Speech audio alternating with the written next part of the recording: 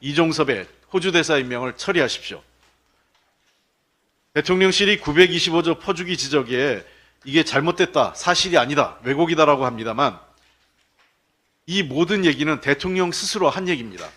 17번의 민생토론회에서 925조는 모두 대통령 입에서 나온 말들입니다.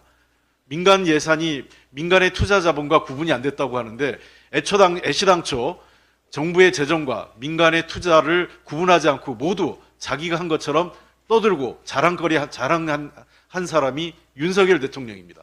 그리고 이제 와서 민간 투자와 국가 재정을 구분하지 않았다, 구분 못한 분이 윤석열 대통령입니다. 민생토론회가 선거 업무가 아니라고요? 그런데 묘하게도 소위 얘기해서 여야 총선 격전지인 수도권에서만 총 11회가 열렸습니다. 그리고 본인들의 텃밭이라고 할 수 있는 부산, 대전, 울산, 창원, 서산, 대구 등 주요 지역에서 나머지가 열렸습니다. 17회, 17회 중에서 호남에선 단 한 번도 민생토론회가 열리지 않았습니다. 이게 뭘 의미하겠습니까? 자, 그렇다면 민생토론, 민생과 관련돼서 총선 개입이 아니라면 윤석열 정부는 호남을 버린 것입니다. 자신에게 표 안 줬다, 자신의 지지율이 낮았다고 호남을 버린 것입니다. 어떻게 설명하실 겁니까? 더군다나 해당 행사에 그 지역에 자치단체장 초대하지도 않았습니다. 야당의 자치단체장은. 그리고 해당 지역에 야당 국회의원도 초대하지 않았습니다. 이런 적은 없습니다. 그렇다면 차라리 여당의 자치단체장도 초대하지 말았었어야 되는 겁니다. 사람이 행동을 할 때에는 최소한 초지일관, 일관성은 있어야 됩니다. 이리 떼고 저리 떼고 이럴 땐 이러고 저럴 땐 저러고 하면 그게 총선 개입이고 선거에 영향을 주는 관건 선거입니다. 윤석열 대통령님, 제발 상식적으로 삽시다. 윤석열 정부의 총체적 경제 실패 심각합니다. 물가가 고공행진입니다. 유가의 고금리까지 다시 3고 위기가 다가오고 있습니다.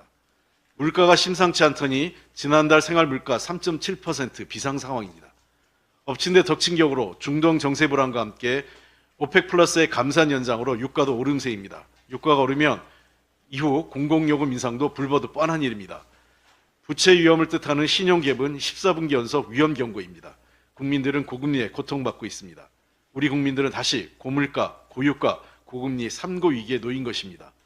이러한 총체적 경제 위기에도 대통령은 경제는 관심 없고 불법 관건 선거에만 올인하고 있습니다.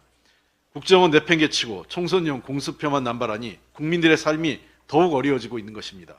정부가 물가 방치, 그 결과 이제 국민들은 더 심각한 어려움에 빠지고 중산층과 서민의 삶이 도탄에 빠지고 있습니다. 이번 총선은 윤석열 정부의 경제 실패에 대한 심판 선거입니다. 대통령은 불법 관건 선거 중단하고 총체적 경제 위기와 민생을 돌봐야 합니다. 그리고 여야의 국회 지혜를 모아서 함께 경제 위기를 극복하자고 힘을 모아달라고 해야 될 때입니다. 대통령님, 좀 제대로 합시다. 이상입니다. 다음으로 정청래 최고위원의 발언이 있겠습니다. 사실상